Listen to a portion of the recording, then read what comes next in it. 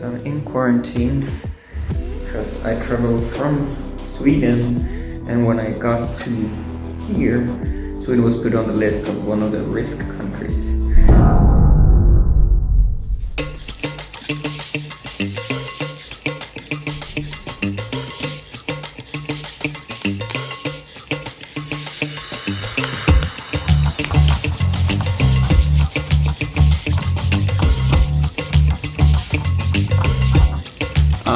I just got back to China and I don't recommend anyone to go here right now. Let me explain. I fly like paper, get high like planes. If you catch me at the border, I got visas in my name. How do you like that intro? My name is Magnus Detmar and today I'm gonna tell you how I got into the country, how does it work when you're at the airport and you have to go to the hospital and sit in quarantine and everything like that. I'll explain that to you right now. I got back last week and today is the 28th of March. And actually, because it's the 28th today, China went out and said that the China Ministry of Foreign Affairs has announced that starting from midnight on March 28th, foreign nationals with valid Chinese visas and residence permits will be temporarily barred from entering the country due to the spread of the Corona Virus disease overseas. So I was super duper lucky to get in before this was shut down because I really had to get back. That's why I'm super glad that I got in before this. I'm sitting now in 14 days quarantine, and for me, I mean, this is the least thing I can do for this country. They went through such a struggle with this virus, and to sit inside for 2 weeks, I would sit in for a freaking month if they really asked me for it. But right now it's mandatory for everybody that gets in that you have to sit for 2 weeks in quarantine. Anyways, last week I traveled from Sweden to Shanghai and I did 3 stopovers, which was a freaking terrible experience, but that's just a totally different story. Anyway, so my last flight was from Phnom Penh to Shanghai. I bought a full bag with 50 or 100 of these because I've heard they're all out in Shanghai. I'm right now in Phnom Penh, last flight home. What I have to give Asian people is their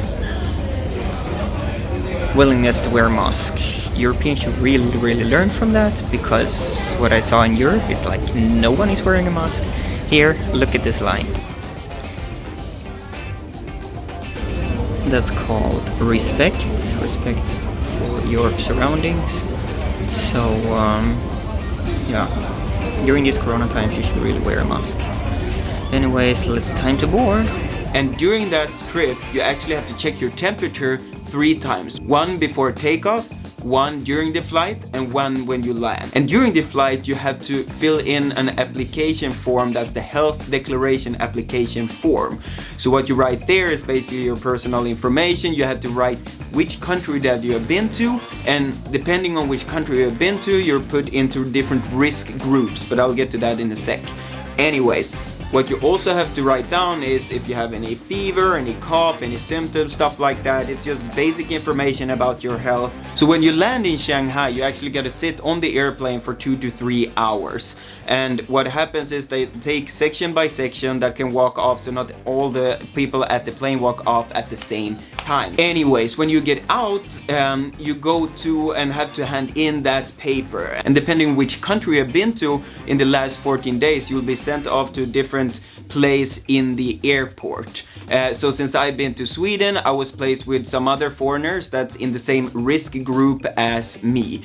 Then we were standing about 1.5 hours just waiting for a bus that will take us to the next terminal.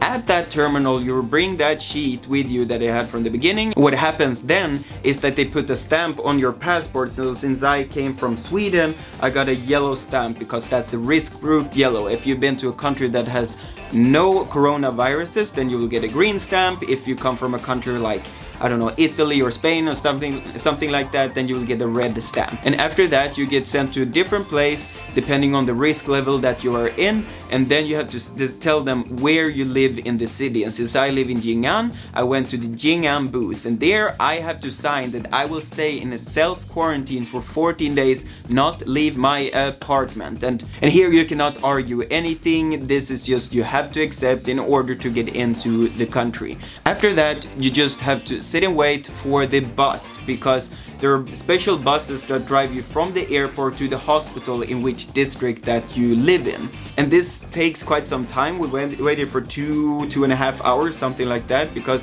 what happens is that there's only one bus that drives back and forth, and this bus is disinfected for every time it gets back and forth, because otherwise we'll just spread the virus everywhere. So it takes quite some time, but just be patient, everything will be fine. After that, you get sent into a hospital in your district, and here you will be stayed to actually test. And this is the scary part, the coronavirus.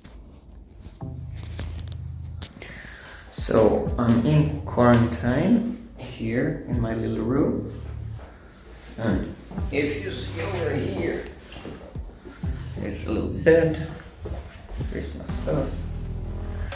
So I'm in quarantine because I traveled from Sweden, and when I got to here, Sweden was put on the list of one of the risk countries. So they sent me, after like 7 hours at the airport, they sent me here, they tested me, and it's super simple tests, guys. If you're coming back, it's not like taking blood test or something like that. It just put two, what is it called?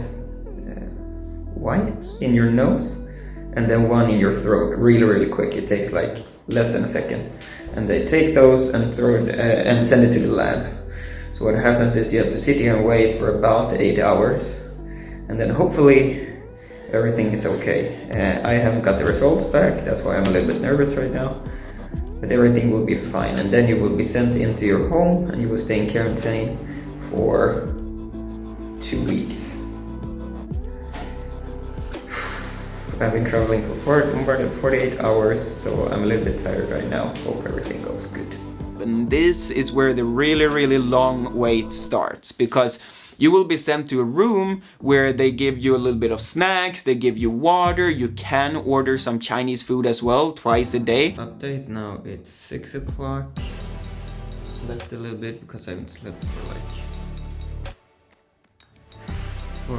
more than 48 hours. They finally got some food to me. Where is it? Oh, there it is. Okay. I ordered that 2 hours ago. Now I have it. So this is the first meal I have within 24 hours. A little bit hungry. They do it in a very good way, so you don't have to be scared, but I was scared, and I was also very tired and hungry because I haven't eaten or slept for many hours. So what happens is that some doctors came to me and just say, okay, we have happy news, you don't have to go to a hospital because you're tested negative for the coronavirus. Guys, I'm shaking right now. I just found out that I'm not positive. I'm negative, so I don't have the virus, and I can go home. You don't know how much I'm shaking and excited. I just have to pack my stuff really quick. Ka-ching! I actually tried to get tested in Sweden, I couldn't. In China, I got tested within like 1 day. Isn't that just amazing? Anyways, and then they send you back home. I jumped on the bus, they drove me home, and when I get home to my apartment building, I have to sign 2 documents that say I have to stay in my apartment for 14 days. I will not go out. What happens is when you get up to your apartment, you get a thermometer from a doctor, and with this thermometer you check your temperature twice a day, once in the morning and once in the afternoon, and you send to a doctor and to the guards downstairs. So twice a day, every day I send my temperature in order for them just to have an eye on me, so I don't get fever or I don't get sick. And of course, if you're feeling sick and don't have high temperature, of course you have to send that as well. But it's just in order for them to just contain this virus as much as possible, they're actually trying to do everything they can for that.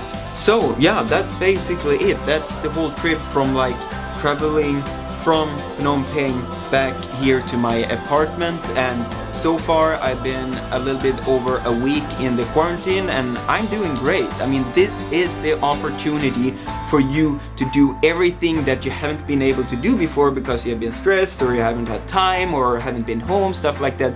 This is the time to do so, and that's why I wanted to tell you guys. Right now, it's not the time to travel.